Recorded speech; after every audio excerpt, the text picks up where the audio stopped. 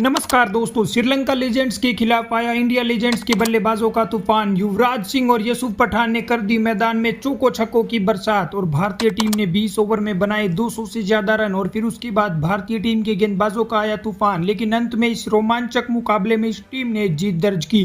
तो क्या है इंडिया लेजेंड्स और श्रीलंका लेजेंड्स के बीच आज के महामुकाबले का पूरा हाईलाइट्स बताएंगे दोस्तों आपको हमारी इस वीडियो में।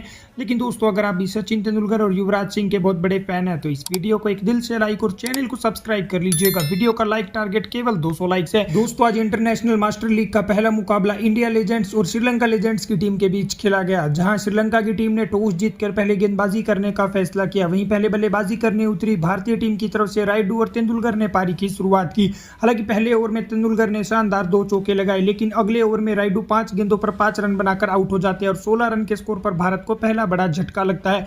फिर उसके बाद तेंदुलकर का साथ निभाने गुरकीरत सिंह आते हैं, लेकिन दूसरे छोर पर तेंदुलकर भी ज्यादा देर क्रीज पर नहीं टिकते और 8 गेंदों पर 10 रन बनाकर लकमल की गेंद पर बोल्ड हो जाते हैं और 26 रन के स्कोर पर भारत को दूसरा बड़ा झटका लगता है। फिर उसके बाद गुरकीरत का साथ निभाने स्टुअर्ट बिनी आते हैं और इन दोनों बल्लेबाजों के बीच शानदार पार्टनरशिप होती है। लेकिन स्टुअर्ट बिनी तो रुकने का नाम ही नहीं ले रहे थे, वो आते ही शानदार मैदान में छक्के लगा रहे थे। दूसरी तरफ गुरकीरत भी उनका साथ निभा रहे थे और दोनों बल्लेबाजों ने भारतीय टीम के स्कोर को पावर प्ले में 50 रनों के पार पहुंचाया और फिर उसके बाद ये बल्लेबाज तेजी से रन बनाने लगे और भारतीय टीम के स्कोर को 100 रनों के पार पहुंचाया और दोनों ही बल्लेबाजों के बीच 80 रनों से ज्यादा की पार्टनरशिप हो चुकी थी। स्टुअर्ट बिनी ताबड़तोड़ अंदाज में अपना शानदार अर्धशतक पूरा करते हैं, लेकिन दूसरे छोर पर गुरकीरत सिंह 44 रन बनाकर स्टंप आउट हो जाते हैं और भारतीय टीम के 113 रन के स्कोर पर तीसरा बड़ा झटका लगता है।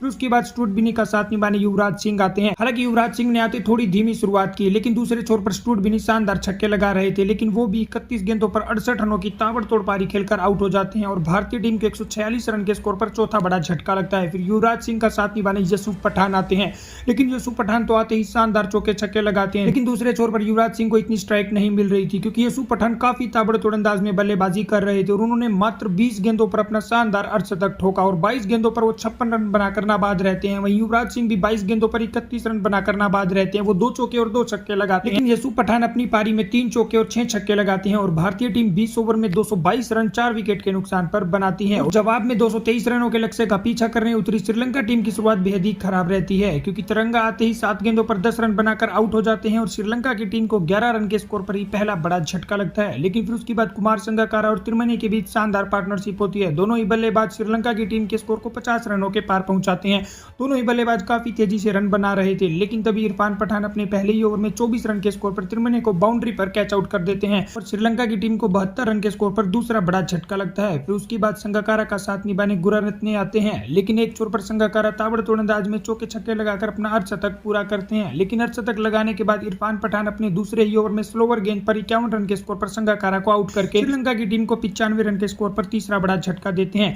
फिर उसके बाद डी सिल्वा आते हैं, लेकिन पहली ही गेंद पर इरफान पठान उन्हें भी कीपर के हाथों कैच आउट करवा के 95 रन के स्कोर पर श्रीलंका को चौथा बड़ा झटका देते हैं। उसके बाद गुनारत्ने का साथ निभाने प्रियंजन आते हैं और इन दोनों की पार्टनरशिप थोड़ी देर चलती है। दोनों ही बल्लेबाज श्रीलंका टीम के स्कोर को 100 रनों के पार पहुंचाते हैं, लेकिन तभी विनय कुमार 17 रन के स्कोर पर प्रियंजन को भी आउट करके श्रीलंका की टीम को 119 रन के स्कोर पर 5वां बड़ा झटका देते हैं।